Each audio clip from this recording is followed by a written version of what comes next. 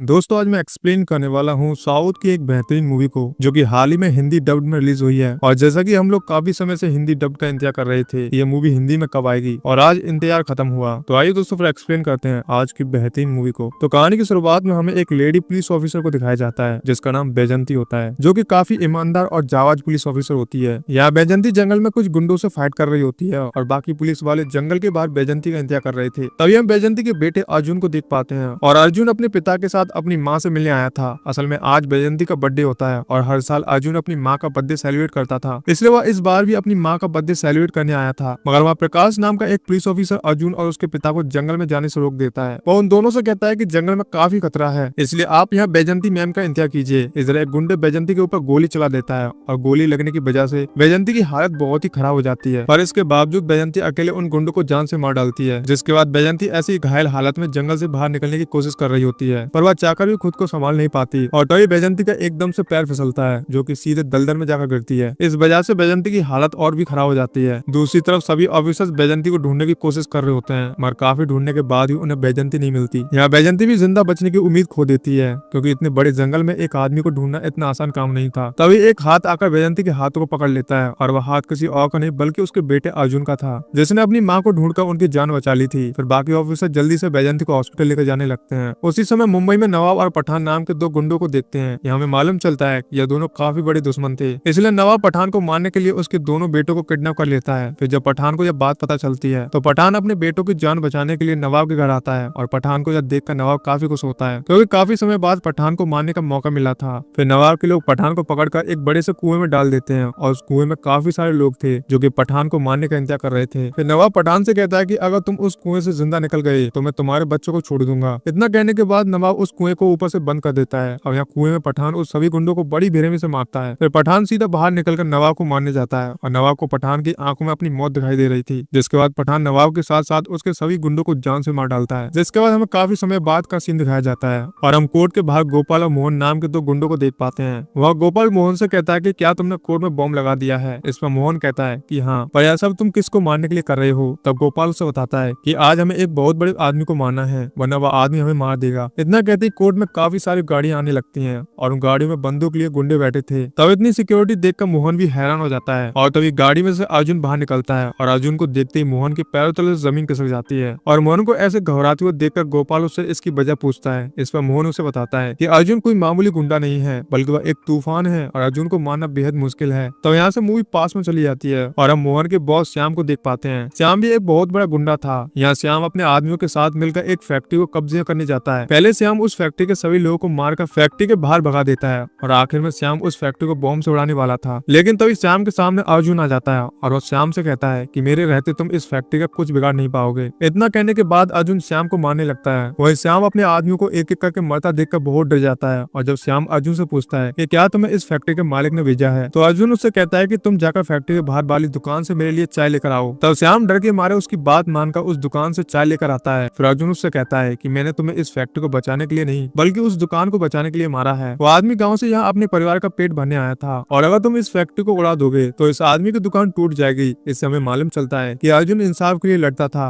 और गरीबों की रक्षा के लिए वो अपनी जान की फिक्र नहीं करता। उसी दिन पहली बार मोहन ने मौत को इतने पास से देखा था, तब से मोहन अर्जुन का नाम सुनकर ही कांपने लगता है। फिर मूवी प्रेजेंट में आती है और अर्जुन अपने आदमियों के साथ कोर्ट के अंदर जाता है। असल में अर्जुन की मां ने अर्जुन के ऊपर एक गुंडे को मारने का केस किया था। भले ही अर्जुन गुंडों को मारकर अच्छा काम कर रहा था, लेकिन यह सब कुछ कानून की नजर में एक तरह से गुनाह था और बैजंती किसी भी कानून तोड़ने वाले को नहीं छोड़ती। इसके बाद बैजंती की लॉयर जज से कहती है कि अर्जुन शहर में किसी भी गुंडे को मारता रहता है और वह कानून की बिल्कुल ही परवाह नहीं करता। इस पर अर्जुन का लॉयर जज से कहता है कि अर्जुन कोई गलत काम नहीं कर रहा है बल्कि वह तो लोगों की जान बचाता है। इसी बात पर दोनों वकीलों की बहस होने लगती है। फिर आखिर में अर्जुन जज को इशारा करके कुछ कहता है और वह इशारा करते ही जज इस केस की अगली तारीख देकर वहां से चले जाते हैं। पर बैजंती समझ जाती है कि जरूर अर्जुन ने जज को डरा के यह काम करवाया है। पर यहाँ हमें मालूम चलता है कि पिछले 4 साल से बैजंती अर्जुन से बात तक नहीं कर रही और अर्जुन भी केस के बहाने सिर्फ अपनी माँ को देखने आता था। और दोस्तों आखिर में क्या हुआ होगा जिस वजह से बैजंती अर्जुन से बात नहीं करती, इसका कारण हमें आगे पता चलेगा। अब अर्जुन अपने आदमियों के साथ कोर्ट के बाहर आ रहा होता है। उसी समय गोपाल मोहन से बॉम्ब का बटन दबाने के लिए कहता है, पर डर के मारे मोहन उस बटन को दबा नहीं पाता। तभी एकदम से अर्जुन की नजर उन दोनों पर पड़ती है, इसलिए वह दोनों वहां से भागने लगते हैं। पर अर्जुन के आदमी गोपाल को पकड़कर जान से मार डालते हैं। साथ ही अर्जुन मोहन से कहता है कि अभी तो मैंने एक आदमी को मारा है और मैं जल्दी तुम्हारे बॉस को ही मार डालूंगा। जो सुनकर मोहन की हवा टाइट हो जाती है। तो घर पर हम हम अर्जुन की बीवी चित्रा को देख पाते हैं, जो अर्जुन से कहती है कि आज हमें एक शादी में जाना है। इसलिए अर्जुन अच्छे से तैयार होकर चित्रा के साथ शादी अटेंड करने जाता है। यही हमें मालूम चलता है कि अर्जुन और चित्रा की शादी कोर्ट में हुई थी, इस वजह से उन दोनों की शादी में कोई नहीं आ पाया था। जिसके बाद हम प्रकाश को देख पाते हैं और प्रकाश का भी अभी प्रमोशन हुआ था, जो अब कमिश्नर बन गया था। वह प्रकाश इंस्पेक्टर भार्गव से कहता है कि हमें इस शहर में सभी गुंडों को रोकना होगा और मैं शहर में एक भी गैर कानूनी काम नहीं होने दूंगा। इस पर भार्गव उससे कहता है कि शहर में सबसे बड़ा गुंडा तो बैजंती मैम का बेटा अर्जुन है। यह सुनकर प्रकाश के होश उड़ जाते हैं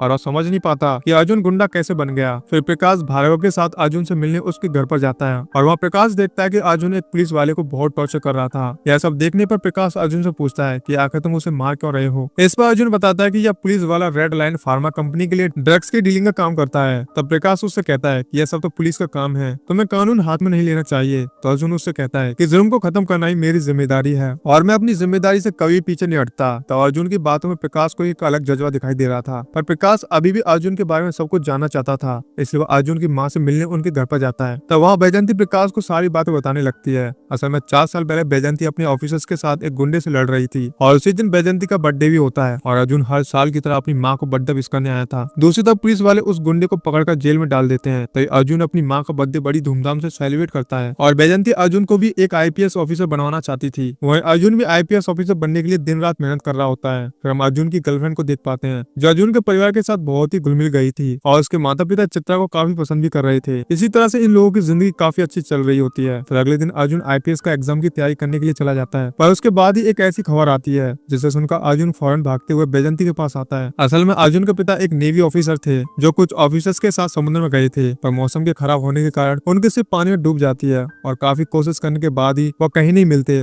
और अर्जुन ने कभी सोचा नहीं था कि उसके पिता उसे ऐसे अकेला छोड़कर चले जाएंगे। जिसके बाद अर्जुन काफी परेशान बैठा होता है। तभी सत्यम आकर अर्जुन से कहता है कि तुम्हारे पिता को जानबूझकर मारा गया है और कुछ लोगों ने महान काली को तुम्हारे पिता को पकड़ ले जाते हुए देखा था। फिर सत्यम उसे बताता है कि महान काली नाम का एक गुंडा पूरे शहर में ड्रग डीलिंग का काम कर रहा था और एक दिन महान काली अपने बोट में ड्रग्स ले जा रहा था, पर अर्जुन के पिता ने बीच समुद्र में ही महान काली की बोट को सीज कर दिया था। और जब यह बात महान काली को पता चली तो उसने अर्जुन के पिता को जान से मार डाला। तो अर्जुन यह सुनते ही गुस्से में महान काली को मारने चले जाता है, पर बैजंती अर्जुन को जाने से रोक देती है कि तुम्हें अपना सपना पूरा करना चाहिए और महान काली को सजा जरूर दिलवाऊंगी। तो अर्जुन भी उनकी बात मानकर अपने गुस्से को मन में दबा लेता है। फिर अर्जुन काफी मेहनत के बाद आखिरकार यूपीएससी के एग्जाम में 6th रैंक लेकर आता है और बहुत जल्दी वह आईपीएस बनने वाला था। दूसरी तरफ बैजंती महान काली के ऊपर मर्डर का केस करती है, पर कोई सबूत न होने के कारण महान काली को छोड़ दिया जाता है। फिर महान काली के आदमी कोर्ट के बाहर जश्न मनाने लगते हैं। वहीं महान काली का राइट हैंड पैडी थली हंसते हुए अर्जुन से कहता है कि तुम लोग हमारे बॉस का कुछ बिगाड़ नहीं पाओगे और तुम्हारे पिता को हम लोगों ने ही मारा था। पैडी थली की बातें सुनकर तो अर्जुन खुद को रोक नहीं पाता और गुस्से में वह पैडी थली को बहुत मारता है। तब पैडी थली के आदमी अर्जुन को रोकने के लिए आते हैं, पर उनके आने से पहले सत्यम अर्जुन को वहां से लेकर चला जाता है। उसी दिन के बाद से अर्जुन एक गुंडा बन गया था